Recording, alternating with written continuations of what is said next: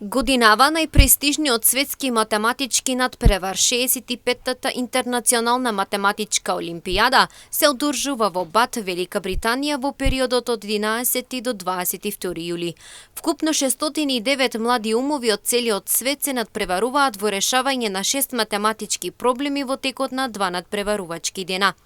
Сојузот на математичари на Македонија организираше 4-неделни подготовки во периодот од 11 јуни до 12 јули за македонските репрезентативци, каде истите разработуваа напредни теми и техники за решавање на проблеми од математичките области: алгебра, комбинаторика, теорија на броеви и геометрија.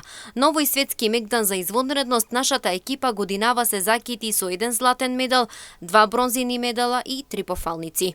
Ова е исклучителен успех за нашата земја, која во конкуренција на 109 држави екипно се пласира на 28-то место според освоени одличија, односно на 46-то место според освоени поени. Еве ги минјата постигнувањата на овогодинешните македонски олимпијци.